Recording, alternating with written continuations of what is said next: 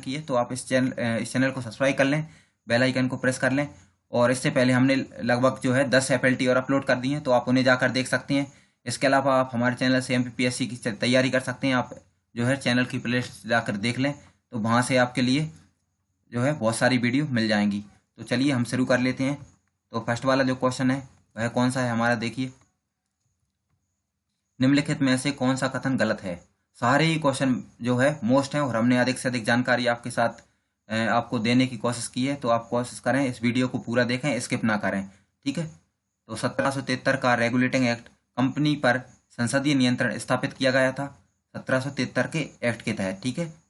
1784 के Pitt's India act के तहत भारत में द्वंद्व शासन का आरंभ हुआ था। द्वंद्व शासन मतलब बोर्ड ऑफ डायरेक्टर और बोर्ड ऑफ कंट्रोलर, जो भारत पर राजनीतिक और भारत पर राजस्व संबंधी जो व्यापारिक मामलों में जो है नियंत्रण करता था। 1893 का चार्टर एक्ट के तहत बोर्ड ऑफ कंट्रोलर के वेतन भत्ते जो हैं भारत की राजस्व निधि से दिए जाने की व्यवस्था की गई थी। तो कौन सा इसमें गलत है, तो कोई सा गलत नहीं है, इसमें डी वाला हमारा आंसर हो जाएगा। तीनों ही सही हैं इसके, ठीक है। अगला क्वेश्चन देखते हैं हम, देखिए क्या लिखा है। किस एक्ट के तहत कंपनी का भारत के साथ व्यापार करने का एक अधिकार जो है समाप्त कर दिया गया था। तो 1791 का चार्टर एक्ट, 1813 का चार्टर एक्ट, 1833 का चार्टर एक्ट या 1773 का रेगुलेटिंग एक्ट। तो 1813 का जो चार्टर एक्ट था उसमें कंपनी के जो एक अधिकार है भारत के साथ उसको समाप्त कर दिया गया था, और लेकिन चीन के साथ एक अधिकार यहाँ पे जो है वह बना रहा था। और 1833 का जो चार्टर एक्ट था उसमें जरूर जो है चीन का एक अधिकार भी पूरी तरह से समाप्त कर दिया गया था। अगला क्वेश्चन है चीन के साथ, है ना। अगला क्वेश्चन है, देखिए, किस अधिनियम के तहत कंपनी के महत्वपूर्ण पदों पर भर्ती प्रतियोगिता परीक्षा के माध्यम से जो है होना शुरू हुई थी। कंपनी के जो पद हैं महत्वपूर्ण, उन पर जो भर्ती है वह प्रतियोगिता परीक्षाओं के माध्यम से शुरू हुई थी, कौन से एक्ट के तहत। तो इसका आंसर हो जाएगा हमारा कौन सा, देखिए, 1833 का चार्टर एक्ट, 1853 का, 1858 का भारत शासन अधिनियम या फिर 1866 का भारत शासन अधिनियम। तो इसका आंसर है हमारा कौन सा, 1853 का चार्टर अधिनियम। आप कमेंट करके बता सकते हैं, देखिए, कि जो है इस समय भारत का गवर्नर जनरल कौन था 1853 के समय, ठीक है। अगला क्वेश्चन है, देखिए, निम्नलिखित में से कौन सा कथन सही है, कौन सा कथन सही है। 1833 का चार्टर एक्ट के तहत कंपनी के व्यापारिक अधिकार जो है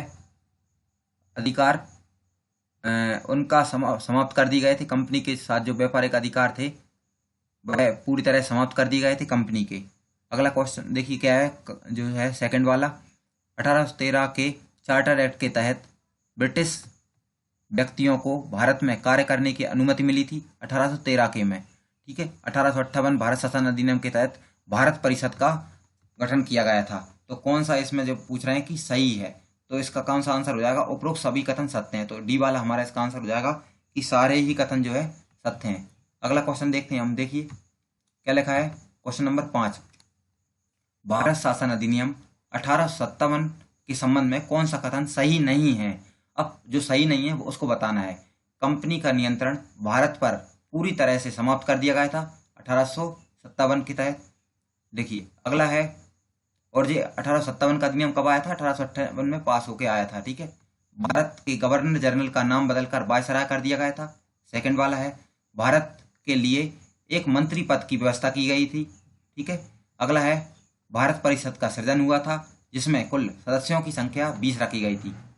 तो डी वाला हमारा इसका आंसर हो जाएगा। डी वाला गलत है, क्योंकि जो भारत परिषद में जो सदस्य हैं वह होते थे 15 सदस्य, जिसमें जो है 8 जो है भारतीय संसद भारतीय की जगह जो हमारी ब्रिटिश संसद है उसके सदस्य होते थे, और जो है 7 सदस्य कंपनी के जो अधिकारी होते थे उनको रखे जाते थे, यानी बोर्ड ऑफ कंट्रोलर के जो सदस्य होते थे उनमें से रखे जाते थे 7, ठीक है। इस तरीके से सदस्यों की संख्या 15 थी, ठीक है। अगला क्वेश्चन है, देखिए, किस अधिनियम के तहत सांप्रदायिक निर्वाचन व्यवस्था लागू की गई थी। तो सांप्रदायिक निर्वाचन के जो जनक है वह मार्लिमेंटो पाए जाते हैं। तो 1909 के मार्लिमेंटो एक्ट के तहत इस व्यवस्था लागू की गई थी, और 1919 का मोंटेगू चेम्सफोर्ड एक्ट आया था जिसमें द्वंद्व शासन की स्थापना की गई थी।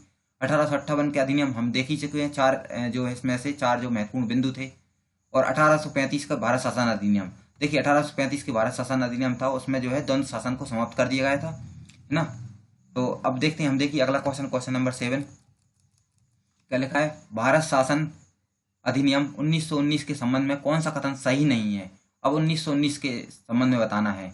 इस अधिनियम के तहत केंद्र में द्वंद्व शासन की स्थापना की गई थी। जैसे कैसे, तो एक केंद्रीय शासन और एक प्रांतीय शासन, इस तरीके से द्वंद्व शासन की स्थापना की गई, जिसमें शासन के लिए इसमें विषयों को आरक्षित तथा अनारक्षित भागों में बांटा गया था। ठीक है। और अगला क्वेश्चन है, प्रांतों में द्वंद्व शासन के जनक लियोनस कार्टियस थे या सभी सही हैं। तो इसका आंसर हो जाएगा सारे ही सही हैं। तो इन सभी बिंदुओं को आप अच्छे से याद रखें। अगला क्वेश्चन देखते हैं, देखिए क्वेश्चन नंबर 8, भारत शासन अधिनियम 1935 के संबंध में कौन सा कथन असत्य है, असत्य बताना है यहाँ पे। तो इसमें जो है इस अधिनियम में 395 धाराएं तथा 15 परिशिष्ट थे। ठीक है। अगला क्वेश्चन है, देखिए द्वंद्व शासन समाप्त कर दिया गया था, भारत परिषद को जो है समाप्त कर दिया गया था। या डी वाला क्या है, सांप्रदायिक निर्वाचन पद्धति का विस्तार किया गया, जिसमें सिख, ईसाई, हरिजन आदि के लिए पृथक निर्वाचन को स्वीकारा गया था। तो देखिए सारे ही सही हैं, सिर्फ ए वाला हमारा गलत है, क्योंकि यहाँ पे जो धाराएं थी वो 420 थी, ना कि 395। तो हमारा ए वाला इसका सही हो जाएगा आंसर, क्योंकि गलत पूछा था, है ना। अगला क्वेश्चन देखते हैं हम, देखिए क्या लिखा है। किस अधिनियम के द्वारा भारत एवं पाकिस्तान दो देशों के गठन का प्रावधान किया गया था। किस अधिनियम के द्वारा। तो वह अधिनियम था हमारा भारत शासन अधिनियम 1935, भारत शासन अधिनियम 1919, भारत शासन अधिनियम 1947 या कोई नहीं। तो इसका आंसर हमारा कौन सा हो जाएगा, भारत शासन अधिनियम 1947 के तहत ऐसा किया गया था। ठीक है। तो हमारा इसका सी वाला आंसर हो जाएगा, बी की जगह यहाँ पे क्या आएगा, सी वाला हमारा आंसर हो जाएगा इसका। अगला क्वेश्चन है, देखिए संविधान सभा के सलाहकार किसे नियुक्त किया गया था। संविधान सभा के सलाहकार कौन थे, Sardar Vallabhbhai Patel, B R Ambedkar, B N Rau या जवाहरलाल नेहरू। तो ये थे हमारे कौन, बी एन राव को संविधान सभा का सलाहकार नियुक्त किया गया था। तो संविधान का सलाहकार कौन था, बी एन राव। इसको भी आप याद रखें। अगले क्वेश्चन है, देखिए हमारा कौन सा, क्वेश्चन नंबर 12, प्रारूप समिति का गठन किया गया था जिसके अध्यक्ष भीमराव अम्बेडकर थे। कब किया गया था गठन, प्रारूप समिति का गठन कब किया गया था। देखिए 16 अगस्त 1947, 29 अगस्त 1947, 14 अगस्त 1947 या 21 जनवरी 1949। तो देखिए 21 जनवरी 1949 को रिपोर्ट दी थी, लेकिन इसका गठन हुआ था हमारा बी वाला आंसर हो जाएगा, यानी क्या 29 अगस्त 1947 को। देखिए इन सभी के आप आंसर यहाँ से आप देख सकते हैं। देखिए आंसर की में कौन सा क्वेश्चन था, क्वेश्चन नंबर 12 था हमारा। तो 12 का हमारा कौन सा हो जाएगा, बी वाला आंसर हो जाएगा। तो इन्हें भी आप देख सकते हैं। ठीक है। अगला क्वेश्चन है हमारा, देखिए निम्नलिखित में से कौन प्रारूप समिति जो है उसमें शामिल नहीं थे, कौन शामिल नहीं थे प्रारूप समिति में। तो इसका आंसर देखिए क्या लिखा है, मोहम्मद शाहिदुल्लाह, एन गोपाल स्वामी अय्यर, के एम मुंशी या इनमें से कोई नहीं। तो सभी जो है प्रारूप समिति में शामिल थे, और इसमें अध्यक्ष समेत कुल सदस्यों की संख्या 7 थी। अध्यक्ष को हटा के अगर बात करें तो सदस्यों की संख्या 6 थी। ठीक है। तो हमारा डी वाला इसका आंसर हो जाएगा, इनमें से कोई नहीं। अब देखते हैं अगला क्वेश्चन, देखिए क्या लिखा है, संविधान निर्माण हेतु संविधान सभा के कुल कितने शस्त्र हुए थे। तो कुल कितने शस्त्र हुए थे संविधान निर्माण के लिए। तो देखिए कितने शस्त्र हुए थे, तो 12 हुए थे। कितने हुए थे, 12। इसे भी आप याद रखें। तो कौन सा, 3, 5, 12 या 18। तो हमारा इसका आंसर क्या हो जाएगा, क्वेश्चन नंबर 14 का। तो 14 की बात करें तो हमारा सी, यानी सी का बात करें तो यहाँ पे कितना लिखा है, तो 12 है। तो डी वाला, सी वाला हमारा आंसर हो जाएगा। अगला लिखा है, देखिए संविधान सभा के अस्थायी अध्यक्ष किसे नियुक्त किया गया था। 9 दिसंबर 1946 को जो प्रथम अधिवेशन हुआ था उसमें जो अस्थायी अध्यक्ष थे वह डॉक्टर सचिदानंद सिन्हा थे, और स्थायी अध्यक्ष जो है बाद में किसको बना दिया गया था, राजेंद्र प्रसाद को बना दिया गया था, जो भारत के बाद में राष्ट्रपति हुए। ठीक है। तो हमारा कौन सा आंसर होगा इसका, ए वाला हमारा आंसर हो जाएगा। अगला क्वेश्चन है, देखिए संविधान सभा में महिलाओं की संख्या कितनी थी। संविधान सभा में महिलाओं की संख्या कितनी थी जिन्होंने जो है संविधान पर हस्ताक्षर किए थे जब संविधान बना था। तो इसका आंसर हमारा कौन सा हो जाएगा, 15, यानी बी वाला इसका आंसर हो जाएगा। ठीक है। अगला क्वेश्चन है, देखिए भारतीय संविधान में संघात्मक शासन व्यवस्था का प्रावधान किस देश से लिया गया है। कनाडा से, ऑस्ट्रेलिया से, ब्रिटेन से, अमेरिका से। तो कहाँ से लिया गया है, संघात्मक शासन की व्यवस्था का जो प्रावधान है वो लिया गया है कनाडा से। तो इसका ए वाला हमारा आंसर हो जाएगा।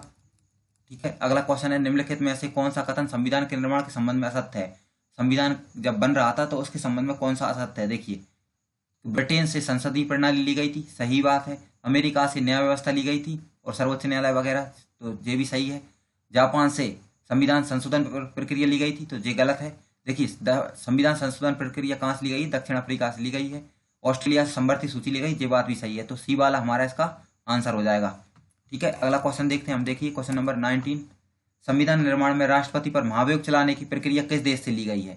राष्ट्रपति पर महाभियोग चलाने की प्रक्रिया देखिए ब्रिटेन से, अमेरिका से, ऑस्ट्रेलिया से या कनाडा से।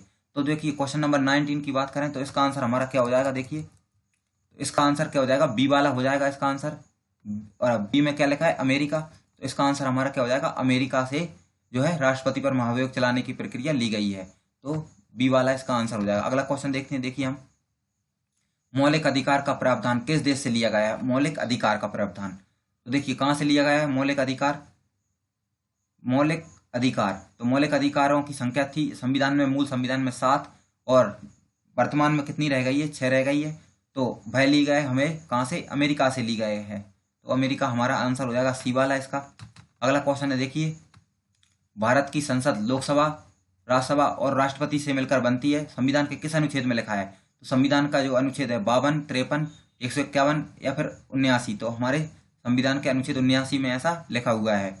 संविधान के किस अनुच्छेद के तहत राष्ट्रपति प्रधानमंत्री से सूचना प्राप्त कर सकता है? या ये बोले हम कि प्रधानमंत्री का कर्तव्य होता है कि राष्ट्रपति को सूचना दे, तो दोनों बातें एक ही हैं। किस अनुच्छेद के तहत? देखिए 77, अनुच्छेद 76, अनुच्छेद 78 या अनुच्छेद 79। तो हमारा क्या आंसर हो जाएगा इसका? अनुच्छेद 78 यानी सी वाला इसका हमारा आंसर हो जाएगा। ठीक है, अगला क्वेश्चन देखते हैं हम। देखिए क्या लिखा है? अविश्वास प्रस्ताव केवल लाया जा सकता है किसमें? केवल लोकसभा में, केवल राज्यसभा में, लोकसभा राज्यसभा दोनों में, या इनमें से कोई नहीं। तो है अविश्वास प्रस्ताव की बात करें तो यह लाया जा सकता है निम्न सदन, यानी केवल लोकसभा में लाया जा सकता है। तो हमारा बी वाला इसका आंसर हो जाएगा। ठीक है, तो 23 की बात कर लेते हैं हम। देखिए 23 का हमारा आंसर क्या हो जाएगा यहाँ पे? 23 का हमारा आंसर हो जाएगा यहाँ पे बी वाला। ठीक है, अगला क्वेश्चन देखते हैं हम। देखिए क्या लिखा है? 24, निम्नलिखित में से कौन भारत के राष्ट्रपति उपराष्ट्रपति नहीं बने बल्कि केवल भारत के राष्ट्रपति बने हैं? उपराष्ट्रपति तो नहीं बने हैं लेकिन केवल राष्ट्रपति बने हैं, तो कौन है? जाकिर हुसैन है, नीलम संजीव रेड्डी है, डॉक्टर शंकर दयाल शर्मा है या आर वेंकटरमन है? तो देखिए कौन है ऐसे जो उपराष्ट्रपति बने हैं, उपराष्ट्रपति नहीं बने हैं लेकिन राष्ट्रपति बने हैं। तो 24 का हमारा आंसर हो जाएगा बी वाला। बी की बात करें तो देखिए बी पे कौन सा हो जाएगा हमारा इसमें? बी यानी कहाँ पे? नीलम संजीव रेड्डी जो है भारत के केवल राष्ट्रपति बने हैं, उपराष्ट्रपति नहीं बने हैं। ठीक है, इन्हें भी आप याद रखें। अगला क्वेश्चन है देखिए 25, निम्नलिखित में से कौन सा सही है? राज्यसभा में कुल सीटों की संख्या 250 है, वर्तमान में लोकसभा में सीटों की संख्या 552 है, और दोनों सही हैं, दोनों गलत हैं। तो कौन सा हो जाएगा हमारा? इसके दोनों सही हैं, यानी सी वाला इसका आंसर हो जाएगा। क्योंकि देखिए वर्तमान में बात करें लोकसभा में सीटों की संख्या 552 ही है, लेकिन मूल संविधान में कितनी थी? 550 थी, और 252 राज्यसभा में कुल सीटों की संख्या है, सही है। तो सी वाला इसका आंसर हो गया हमारा। अगला क्वेश्चन है देखिए वर्तमान में भारत के राष्ट्रपति कौन है? तो राष्ट्रपति की बात कर लेते हैं। तो भारत में देखिए कौन है? तो रामनाथ कोविंद है, इसका आंसर हो जाएगा। संविधान के किस अनुच्छेद के तहत राष्ट्रपति जो है मंत्रिपरिषद के परामर्श से लोकसभा को भंग कर सकता है? तो लोकसभा को भंग अनुच्छेद 89 के तहत, 84 के तहत या अनुच्छेद 85, अनुच्छेद 87। तो अनुच्छेद 85 के तहत जो है मंत्रिपरिषद के परामर्श पर जो है राष्ट्रपति जो है लोकसभा को भंग कर सकता है, और मंत्रिपरिषद का प्रधान कौन होता है? प्रधानमंत्री, यानी प्रधानमंत्री की सिफारिश पर। तो इसका आंसर सी वाला हो जाएगा हमारा। ठीक है, अगला क्वेश्चन देखिए क्या लिखा है? राष्ट्रपति की निम्नलिखित में से कौन सी एक शक्ति नहीं है? यहाँ पे कौन सी शक्ति नहीं है? सारे क्वेश्चन मोस्ट हैं, हमने बोला था। देखिए यहाँ पे ये क्वेश्चन आए हुए हैं पहले से एग्जाम में। अनुच्छेद 123 के तहत राष्ट्रपति अध्यादेश जारी कर सकता है, अनुच्छेद 143 के तहत जो है सर्वोच्च न्यायालय से परामर्श ले सकता है, अनुच्छेद 72 के तहत वह क्षमादान की शक्ति प्राप्त है उसको, या फिर इनमें से कोई नहीं। तो कौन सी शक्ति है? इसमें से एक शक्ति नहीं है, तो उपरोक्त सभी सही है। तो हमारा आंसर क्या हो जाएगा? सभी सही हैं इसके, यानी सारी शक्ति किसके पास है? राष्ट्रपति के पास है। तो 28 का हम आंसर भी देख लेते हैं। इसका 28 का हमारा आंसर हो जाएगा डी। ठीक है, अगला क्वेश्चन देखते हैं हम। देखिए संविधान के किस अनुच्छेद में राष्ट्रपति शासन का प्रावधान किया गया है? राष्ट्रपति शासन किस अनुच्छेद के तहत लगा सकते हैं? तो 356 के तहत, 352 के तहत, 353 या 358। तो हमारा आंसर हो जाएगा ए वाला। 356 के तहत संविधान में है राष्ट्रपति शासन का प्रावधान किया गया है। अगला क्वेश्चन है आंतरिक अशांति या सशस्त्र विद्रोह के समय राष्ट्रीय आपात की घोषणा किस अनुच्छेद के तहत किस अनुच्छेद के तहत की जाती है, किस अनुच्छेद के तहत की जाती है, तो है हमारा अनुच्छेद 352, यानी बी वाला इसका आंसर हो जाएगा। ठीक है, अगला क्वेश्चन है देखिए, और कमेंट में आप बता सकते हैं कि अभी जो भारत में कितने प्रकार के राष्ट्रीय आपात की घोषणा की जा सकती है, 3 प्रकार के, 4 प्रकार के, 5 प्रकार के। ठीक है, अगला क्वेश्चन है देखिए, भारत के किस राष्ट्रपति ने वीटो शक्ति का प्रयोग किया था, जेबी वीटो का प्रयोग किया था, कौन से राष्ट्रपति थे, तो जे नीलम संजीव रेड्डी, आर वेंकटरमन, ज्ञानी जैल सिंह या शंकर दयाल शर्मा। तो देखिए जो है जो हमारे राष्ट्रपति हैं वो थे हमारे ज्ञानी जैल सिंह। इन्होंने जो है जो जेबी वीटो का इन्होंने प्रयोग किया था।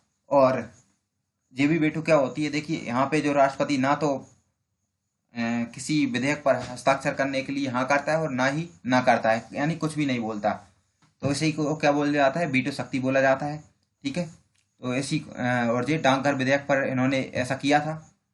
अगला क्वेश्चन है देखिए, तो सी वाला इसका आंसर होगा हमारा, राष्ट्रपति किस अनुच्छेद के तहत राज्यपाल के कार्यों का निर्वहन कर सकता है, किस अनुच्छेद के तहत राज्यपाल के कार्यों का निर्वहन कर सकता है, अनुच्छेद 59, अनुच्छेद 160, अनुच्छेद 167 या फिर 159। तो हमारा आंसर इसका हो जाएगा क्या, देखिए ऐसा किस अनुच्छेद में लिखा है, तो ऐसा लिखा है हमारे अनुच्छेद 160, यानी बी वाला इसका आंसर हो जाएगा। देखिए 32 का आंसर देख लेते हैं हम, क्या हो गया, बी वाला इसका आंसर हो जाएगा। अगला क्वेश्चन देखते हैं हम, देखिए संघीय कार्यपालिका की शक्ति किस में निहित होती है, संघीय कार्यपालिका की शक्ति राष्ट्रपति में, प्रधानमंत्री में, उपराष्ट्रपति में, इनमें से कोई नहीं। तो संघीय कार्यपालिका की शक्ति बात करें तो किस में निहित होती है, तो इसका आंसर हो जाएगा देखिए हमारा 33। तो 33 का आंसर हो जाएगा ए की बात करें तो ए पे क्या लिखा है हमारा, राष्ट्रपति। संघीय कार्यपालिका की शक्ति जो है राष्ट्रपति में निहित होती है, लेकिन इसका वास्तविक प्रयोग कौन करता है, प्रधानमंत्री करता है। राष्ट्रपति जो है अपनी शक्तियों का प्रयोग प्रधानमंत्री के माध्यम से करता है। तो इसका आंसर हमारा लेकिन डी ए होगा इसका। ठीक है, इसे आप याद रखें। अगला क्वेश्चन है देखिए, संघीय कार्यपालिका की व्याख्या संविधान के किस भाग में दी गई है, संघीय कार्यपालिका की व्याख्या। तो संघीय कार्यपालिका की व्याख्या की बात करें तो दी गई हमारे भाग 5 में दी गई है। तो 34 का हमारा आंसर क्या हो जाएगा, देखिए ए, और 34 के ए यानी 34 पे क्या लिखा है, भाग 5, तो ए वाला हमारा इसका आंसर हो जाएगा। राज्यपाल, राज्यों के राज्यपाल को किस अनुच्छेद के तहत क्षमादान की शक्ति प्राप्त है, देखिए 72 के तहत तो राष्ट्रपति को संविधान की शक्ति प्राप्त है, और राज्यपाल की बात करें तो उसको किस अनुच्छेद के तहत प्राप्त है, अनुच्छेद 161 के तहत, यानी बी वाला इसका आंसर हो जाएगा। 35 का हमारा आंसर क्या हो जाएगा, बी हो जाएगा 35 का आंसर। ठीक है, अगला क्वेश्चन देखते हैं हम, देखिए भारतीय राजनीतिक व्यवस्था में कार्यपालिका किसके अधीन रहकर कार्य करती है, भारतीय राजनीतिक व्यवस्था में कार्यपालिका किसके अधीन रहकर कार्य करती है, विधानपालिका के, न्यायपालिका के, चुनाव आयोग के या संघ लोक सेवा आयोग के। तो न्यायपालिका के अंतर्गत रहकर जो है कार्य करती है। ठीक है, अगला क्वेश्चन है देखिए, संविधान लागू होने के बाद सर्वप्रथम त्रिशंकु संसद का गठन कब किया गया था, कब हुआ था, यानी जो है 3 दलों से मिलकर सरकार कब बनी थी, संविधान लागू होने के बाद। तो 37 का हमारा आंसर हो जाएगा डी वाला, और 37 के डी की बात करें तो डी पे लिखा है क्या हमारा 1989 जो है 89 में पहली बार त्रिशंकु संसद का गठन हुआ था। अगला क्वेश्चन देखते हैं हम, देखिए अस्थायी संसद भारत में कब तक, अस्थायी जो संसद थी भारत में कब तक अस्तित्व में रही। अस्थायी संसद का मतलब है यहाँ पे संविधान सभा से है, संविधान सभा कब तक अस्तित्व में रही थी, 21 सितंबर 1951 और 22 अक्टूबर 1950, 17 अप्रैल 1952 या 27 फरवरी 1948। तो इसका आंसर हमारा क्या हो जाएगा, देखिए 38 का, तो इसका आंसर हो जाएगा हमारा सी वाला। और सी की बात करें तो सी यानी 17 अप्रैल 1952 तक अस्तित्व में रही थी अस्थायी सरकार। ठीक है, अगला क्वेश्चन है देखिए क्या लिखा है, भारत की संसद यानी पार्लियामेंट का उद्घाटन कब हुआ था, 1927, 1917, 1947 या 1937। तो 1927 को हुआ था लॉर्ड इरविन के समय। ठीक है, तो ए वाला हमारा इसका आंसर हो जाएगा। अगला क्वेश्चन देखते हैं, देखिए संसद के दोनों सदनों का सत्रावतन कौन करता है, संसद के दोनों सदनों का सत्रावतन कौन करता है, तो हमारे करते हैं राष्ट्रपति। तो 40 का आंसर हमारा क्या हो जाएगा, यहाँ पे बी वाला हमारा 40 का आंसर हो जाएगा। ठीक है, 40 का आंसर हमारा बी वाला हो गया। अगला क्वेश्चन देखते हैं, देखिए क्या लिखा है, संसद के किन सदस्यों को गैर सरकारी सदस्य कहा जाता है, विरोधी दल के सांसद को, कैबिनेट मंत्री के अलावा अन्य सभी सांसदों को, निर्दलीय सांसदों को या मंत्री के अलावा अन्य प्रत्येक सांसद को। तो इसका आंसर हो जाएगा डी वाला, यानी मंत्री के अलावा अन्य प्रत्येक सांसद को हम क्या बोलते हैं, गैर सरकारी सदस्य कहा जाता है। ठीक है, अब देखते हैं क्वेश्चन नंबर 42। भारत की संचित निधि से धन निर्गम पर किसका नियंत्रण होता है? धन निर्गम पर किसका नियंत्रण होता है? भारत के वित्त मंत्री का, नियंत्रक एवं महालेखा परीक्षक का, संसद का, या फिर अधिकृत मंत्री का। तो इसका आंसर हो जाएगा हमारा सी, यानी संसद का नियंत्रण होता है। देखिए अगला क्वेश्चन क्या लिखा है, साधारण विधेयक से संबंधित गतिरोध को दूर करने के लिए दोनों सदनों की संयुक्त बैठक कौन बुलाता है? दोनों सदनों की संयुक्त बैठक कौन बुलाता है गतिरोध दूर करने के लिए? देखिए बुलाने की बात करते हैं तो बुलाता है हमारे राष्ट्रपति, और किस अनुच्छेद के तहत बुलाता है आप कमेंट में बता सकते हैं। ठीक है, संयुक्त अधिवेशन किस अनुच्छेद के तहत जो है प्रावधान है इसका? निम्नलिखित में से कौन सा, देखिए अनुच्छेद 108 के तहत है। ठीक है, इसका आप याद भी रख सकते हैं। निम्नलिखित में से कौन सा सही नहीं है? कौन सा सही नहीं है? देखिए क्या लिखा है, अनुच्छेद 79 में लोकसभा के गठन का प्रावधान है, अनुच्छेद 80 में राज्यसभा के गठन का प्रावधान है, अनुच्छेद 108 में संयुक्त अधिवेशन का प्रावधान है, या सभी सही है? तो इसका आंसर हो जाएगा हमारा ए, लोकसभा के गठन का प्रावधान अनुच्छेद 81 में वर्णित है, ना कि 79 में। 79 की बात करें तो यहाँ पे संसद के गठन का प्रावधान है यहाँ पे। ठीक है, अगला क्वेश्चन देखते हैं हम। देखिए स्वतंत्र भारत के संसदीय इतिहास में संयुक्त अधिवेशन कितनी बार बुलाया गया है? संयुक्त अधिवेशन जो है कितनी बार अभी तक हो चुका है जब से भारत स्वतंत्र हुआ है? तो 45 की बात करते हैं हम, तो 45 का हमारा आंसर क्या हो जाएगा यहाँ पे? देखिए 45 का हमारा आंसर हो जाएगा ए, और ए की बात करते हैं तो ए में क्या लिखा है, 3 बार। अभी तक ऐसा कितनी बार हुआ है? तो 3 बार हुआ है जब संयुक्त जो अधिवेशन है बुलाने की आवश्यकता पड़ी है।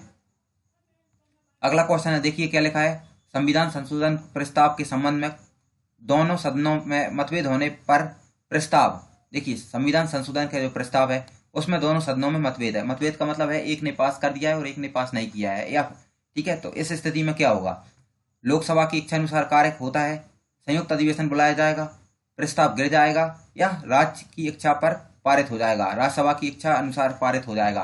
तो इसका आंसर हो जाएगा हमारा क्या, सी वाला, यानी प्रस्ताव गिर जाता है। लेकिन साधारण विधेयक की स्थिति में संयुक्त अधिवेशन बुला सकते हैं, लेकिन जो विशेष जो संशोधन है उसमें जैसे कि संविधान संशोधन की बात करें तो वहां पे जो है संयुक्त अधिवेशन का प्रावधान नहीं है। तो सी वाला हमारा इसका आंसर हो जाएगा। अगला है, भारतीय संसद के दोनों सदनों की संयुक्त बैठक किस विधेयक के संबंध में होती है? किस विधेयक के संबंध में होती है? तो हमारा इसका आंसर हो ही गया क्या, साधारण विधेयक पर होती है। अगला क्वेश्चन है, देखिए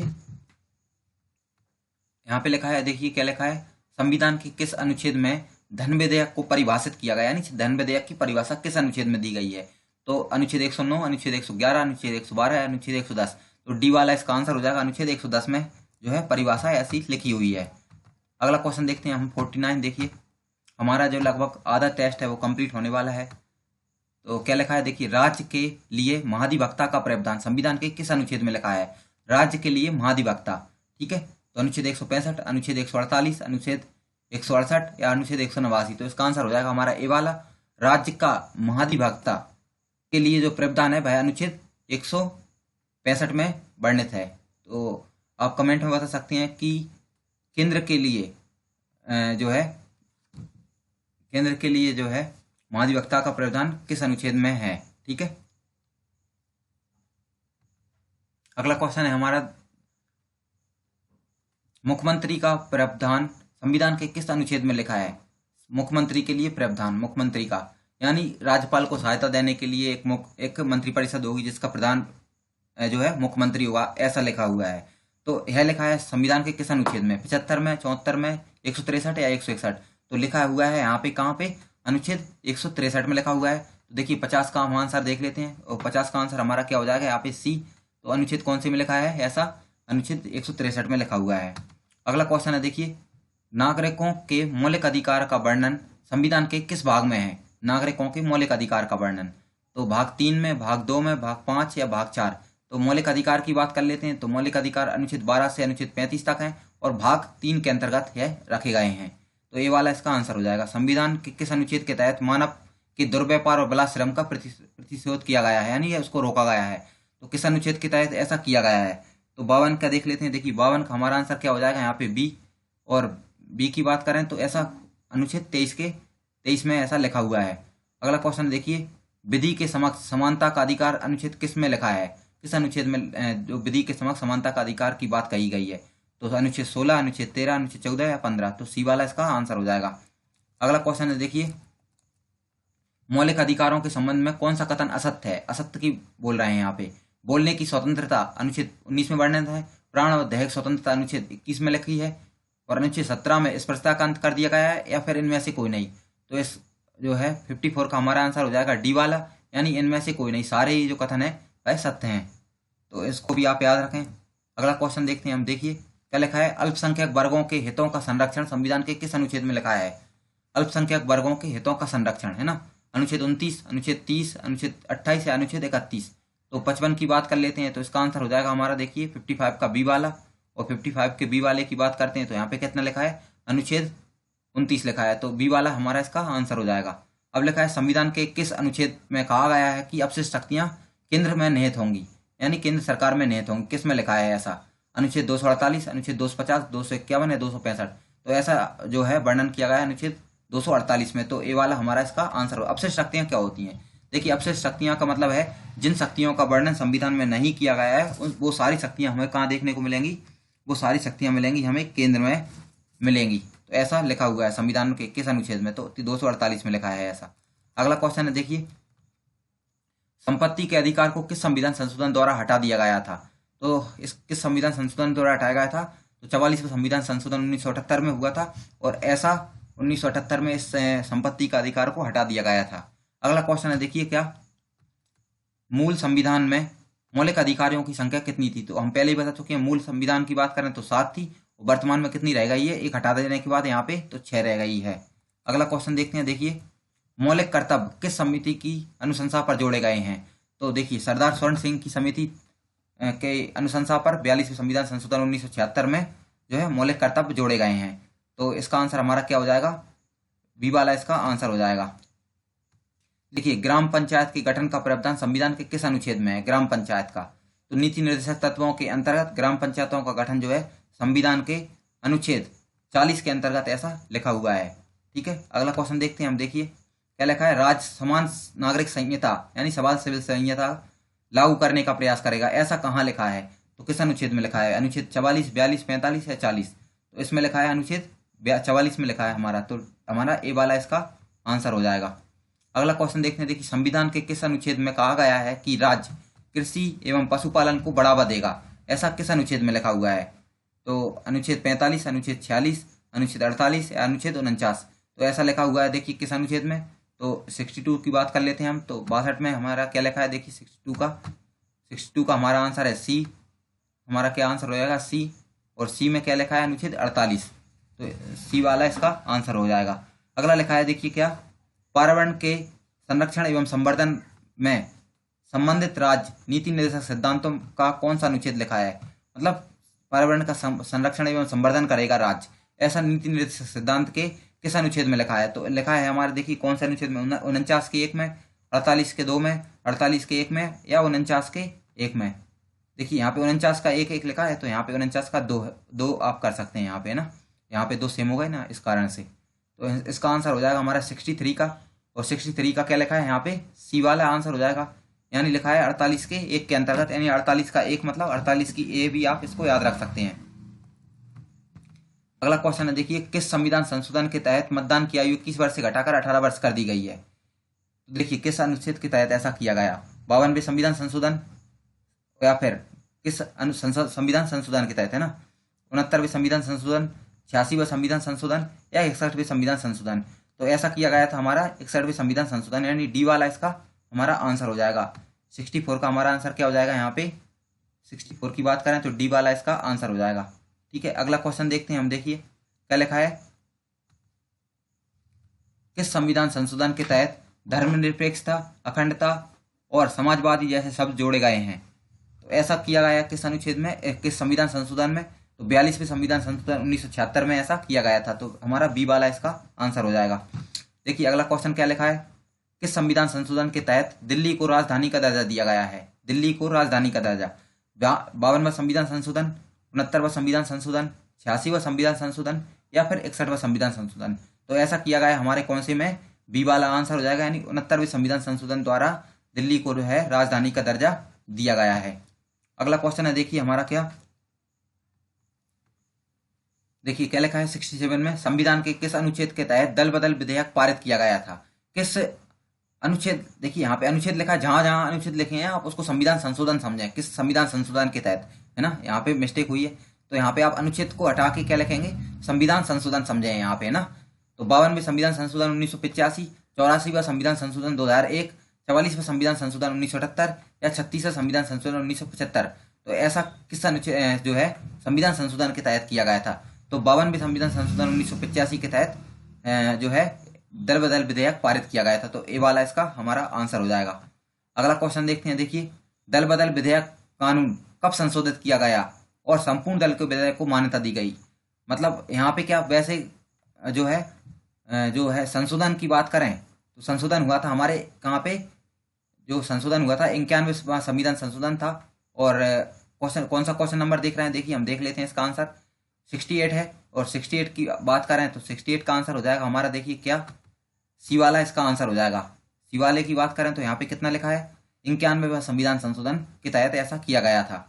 और 91वें संविधान संशोधन एक और बात जोड़ी गई थी महत्वपूर्ण, वो थी कि जो है मंत्रिपरिषद का जो विस्तार है लोकसभा और राज्यसभा की सीटों की कुल सीटों का 15% से अधिक नहीं होगा। तो इसे भी आप याद रखें, ठीक है, मंत्रिपरिषद का जो है विस्तार 15% से अधिक नहीं होगा।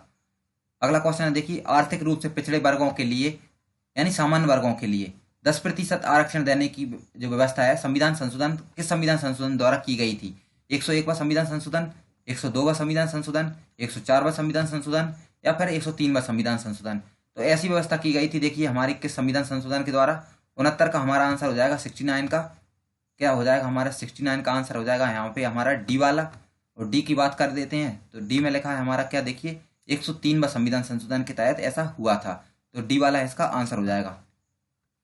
अगला क्वेश्चन लिखा है, देखिए वस्तु एवं सेवा कर विधेयक किस संविधान संशोधन द्वारा पारित किया गया था, यानी जीएसटी की बात कर रहे हैं यहाँ पे। तो जीएसटी जो है किस संविधान संशोधन के द्वारा पारित किया गया था।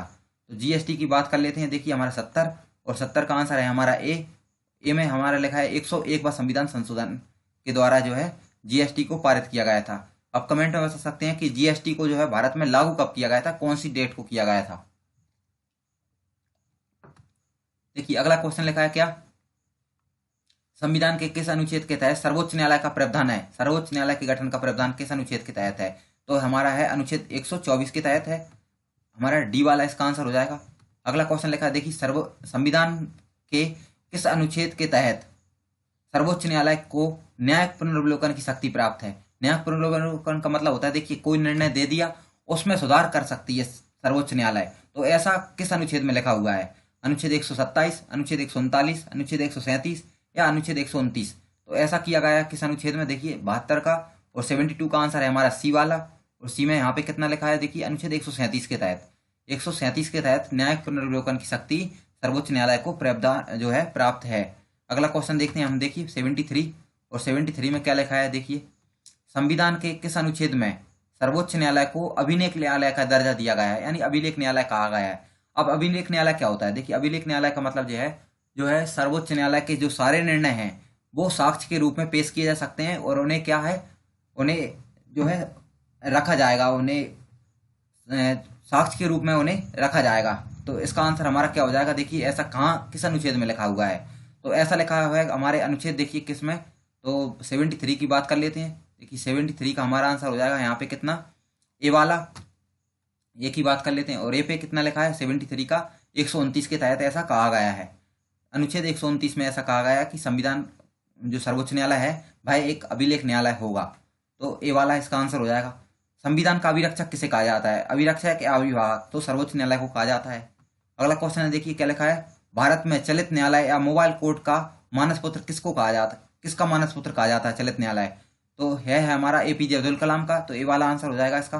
देखिए अगला क्वेश्चन क्या है हमारा, निम्नलिखित किस न्यायाधीश में द्वारा जनहित याचिका की शुरुआत की गई थी, एम महाजन के द्वारा, पीएन भगवती के द्वारा, एच.जे. कानिया के द्वारा, या इनमें से कोई नहीं। तो पीएन भगवती ने जो सर्वोच्च न्यायालय के न्यायाधीश थे उन्होंने जनहित याचिका की शुरुआत जो है की थी। तो बी वाला इसका आंसर हो जाएगा। अगला क्वेश्चन है देखिए, एकल भारत में एकल न्यायिक व्यवस्था कहाँ से प्राप्त होती है? मतलब भारत में एकल न्यायिक व्यवस्था है किस अधिनियम के द्वारा ली गई है? भारत शासन अधिनियम 1919, भारत शासन अधिनियम 1935, भारत शासन अधिनियम जो है 1858, या फिर इनमें से कोई नहीं। तो बी वाला इसका आंसर हो जाएगा, भारत शासन अधिनियम 1935। सुप्रीम कोर्ट के न्यायाधीश को कौन पद से हटा सकता है? केवल राष्ट्रपति, केवल मुख्य न्यायाधीश, और केवल संसद, या राष्ट्रपति और संसद दोनों? तो इसका आंसर हो जाएगा डी वाला, संसद और राष्ट्रपति दोनों हटा सकते हैं। जब संसद में पारित हो जाएगा विधेयक तो राष्ट्रपति इस पर जो है हस्ताक्षर करते हैं, और जो है सर्वोच्च न्यायालय का जो न्यायाधीश है वो अपने पद से इस्तीफा दे देते हैं। ठीक है, अगला क्वेश्चन है हमारा, संविधान के किस अनुच्छेद में कहा गया है कि सुप्रीम कोर्ट के आदेश सभी न्यायालयों पर लागू होंगे? मतलब जो है सभी न्यायालयों पर लागू होंगे सुप्रीम कोर्ट के जो है आदेश, ऐसा किस अनुच्छेद में लिखा हुआ है? तो किस अनुच्छेद में लिखा है? 79 का। हम देख लेते हैं आंसर, और 79 का हमारा आंसर हो जाएगा, देखिए कितना, 79 का है हमारा ए वाला आंसर। कौन सा हो जाएगा? ए वाला आंसर हो जाएगा। और ए में कितना लिखा है? अनुच्छेद 141 में ऐसा कहा गया है। अगला क्वेश्चन है देखिए, सर्वोच्च न्यायालय के प्रथम मुख्य न्यायाधीश कौन थे? तो हम जानते हैं अच्छी तरीके से, तो हमारे कौन थे? हीरालाल जेकानिया थे। इसे इन्हें आप याद रखें।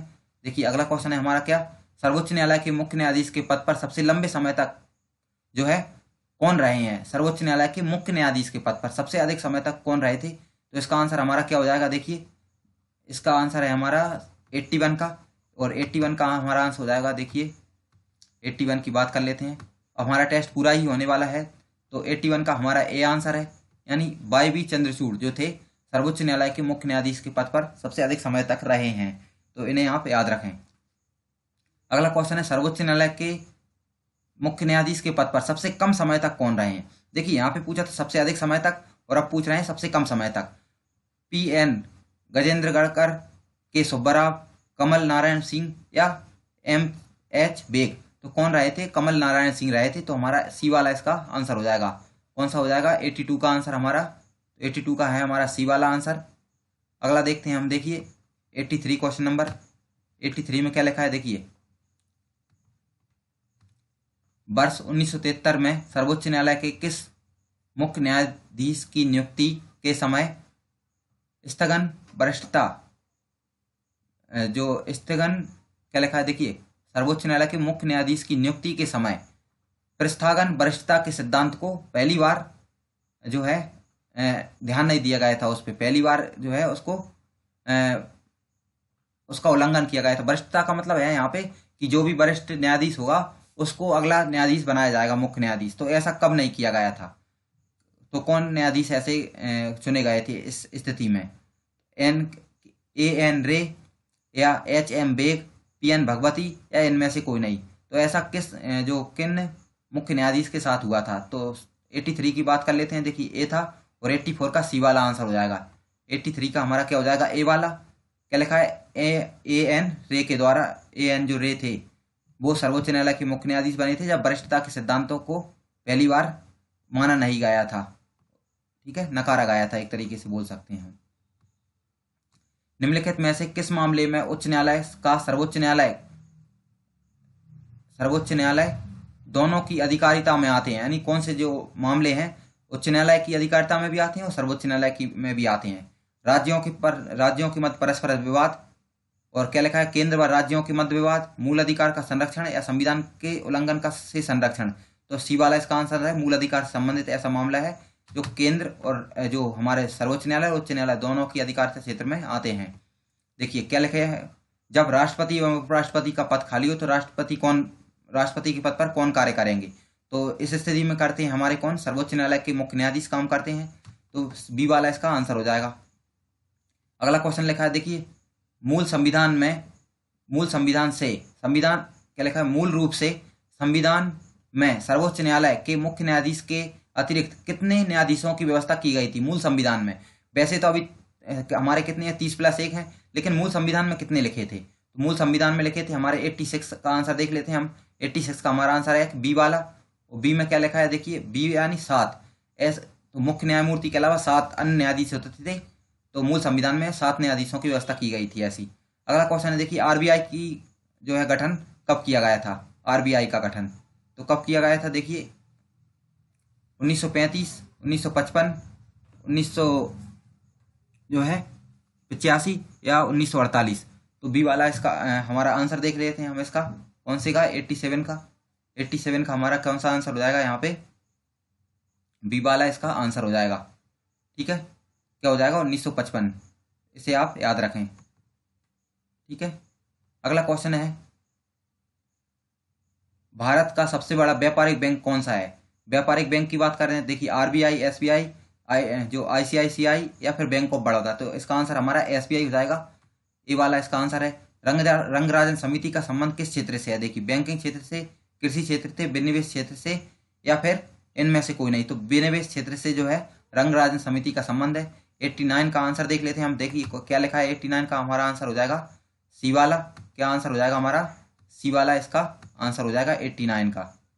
ठीक है, अगला क्वेश्चन देखते हैं हम। देखिए 90 का हम देख लेते हैं। अब देखिए क्वेश्चन नंबर 90 की बात कर लेते हैं। और 90 में क्या लिखा है? भारत सरकार द्वारा नई आर्थिक नीति की घोषणा कब की गई थी? तो 1991 में की गई थी। कब की गई थी? 1991 में। बी वाला इसका हमारा आंसर हो जाएगा। अगला क्वेश्चन देखते हैं हम। देखिए क्या लिखा है? किस पंचवर्षीय योजना में मानव संसाधन के विकास पर बल दिया गया था? 8वीं पंचवर्षीय योजना, 7वीं पंचवर्षीय योजना, 6वीं पंचवर्षीय योजना या 9वीं पंचवर्षीय योजना? तो ऐसा किया गया था 8वीं पंचवर्षीय योजना में। आप कमेंट बॉक्स में बता सकते हैं कि 8वीं पंचवर्षीय योजना का जो था समय अवधि क्या थी। ठीक है, रंगराजन समिति का संबंध किस क्षेत्र से है? देखिए रंगराजन समिति की बात कर लेते हैं हम। तो कर सुधार से जो है रंगराजन समिति की बात कर लेते हैं। देखिए रंगराजन समिति का संबंध किस क्षेत्र से था? तो हमारा कौन सा क्वेश्चन है जी? क्वेश्चन नंबर देख लेते हैं पहले। देखिए क्वेश्चन नंबर है 92 और 92 का हमारा आंसर क्या हो जाएगा? 92 का आंसर हो जाएगा हमारा डी वाला। क्या हो जाएगा? डी वाला, यानी भुगतान संतुलन से संबंधित थी। अगला क्वेश्चन है शेयर बाजार, राष्ट्रीय शेयर बाजार का मुख्यालय कहाँ पर स्थित है? तो भारत के जो शेयर बाजार का मुख्यालय है भाई मुंबई में स्थित है। बी वाला इसका आंसर हो जाएगा। देखिए सेबी की स्थापना कब की गई थी? सेबी की स्थापना, संवैधानिक दर्जा कब दिया गया था इसको? 1993 को दिया गया था। ठीक है, और इसकी जो स्थापना कब हुई थी? 12 अप्रैल 1982, 12 अप्रैल 1986, 12 अप्रैल 1991, 12 अप्रैल 1988। तो डी वाला इसका आंसर हो जाएगा 12 अप्रैल 1988 को। ठीक है, अगला क्वेश्चन है देखिए द वेल्थ ऑफ नेशन पुस्तक किसके द्वारा लिखी गई है? एडम स्मिथ के द्वारा, कार्ल मार्क्स या फिर विष्णुगुप्त या एम विश्वेश्वरैया? तो एडम स्मिथ के द्वारा यह पुस्तक लिखी गई है। तो हमारा इस 95 का हमारा आंसर क्या हो जाएगा? 95 का डी, 95 का ए वाला हमारा इसका आंसर हो जाएगा एडम स्मिथ। अगला क्वेश्चन है देखिए किसान क्रेडिट कार्ड योजना कब शुरू की गई थी? 1984, 85, 97, 98, 2001 या 2000 और फिर 1987, 88। तो कब की गई थी ऐसी? तो 1997, 98 में की गई थी। तो बी वाला इसका आंसर हो जाएगा। देखिए अगला क्वेश्चन है, देखिए आप चैनल को सब्सक्राइब कर लें, बेल आइकन को प्रेस कर लें, जिससे अब जो नेक्स्ट वीडियो आने वाली है, देखिए हमने यूनिट जो 5 जो है उसको अपलोड नहीं किया है, तो आज यूनिट 5 को भी अपलोड करना है। तो आप बेल आइकन को प्रेस कर लें, जिससे आपको पता लग जाए कि जो वीडियो है अपलोड हो चुकी है। ठीक है, तो अगला क्वेश्चन देख लेते हैं। देखिए हम फिनिश होने वाली है हमारी जो FLT है वो यूनिट FLT। तो यूनिट FLT जो थी हमारी यूनिट 6 की। अगला क्वेश्चन है देखिए क्या निम्नलिखित में से कौन सा एक प्रत्यक्ष कर है? अबकारी कर, सीमा शुल्क, बिक्री कर या उत्पाद कर? तो ए वाला इसका आंसर हो जाएगा अबकारी कर। देखिए क्या लिखा है निक्की जो है किस देश की स्टॉक एक्सचेंज का नाम है? निक्की है हमारा किसका? America, Japan, Britain, America, London, Japan या भारत? तो सी वाला इसका आंसर हो जाएगा जापान का है। भूमि विकास बैंक की स्थापना कब हुई थी जो किसानों को लंबी अवधि के लिए ऋण देता है? तो ऐसा कब किया गया था? देखिए 1995, 1962, 1920 या 1948? तो 1920 में इसकी स्थापना हुई थी, इसे आप याद रखें। ठीक है, अगला क्वेश्चन देखिए 100वां क्या लिखा है? लास्ट क्वेश्चन है हमारा भारत में कागजी मुद्रा का प्रचलन कब हुआ था? तो कागजी मुद्रा का प्रचलन हुआ था भारत में देखिए 1849, 1928, 1870 या 1862? तो 1862 से कागजी मुद्रा का जो है प्रचलन शुरू हुआ था। तो आपको कैसी लगी वीडियो आप कमेंट में बता सकते हैं। और जो है हमारी टेस्ट सीरीज चल रही है, आप उसको ज्वाइन कर लें, चैनल को सब्सक्राइब कर लें, बेल आइकन को प्रेस कर लें। वीडियो देखने के लिए बहुत बहुत धन्यवाद। थैंक यू दोस्तों।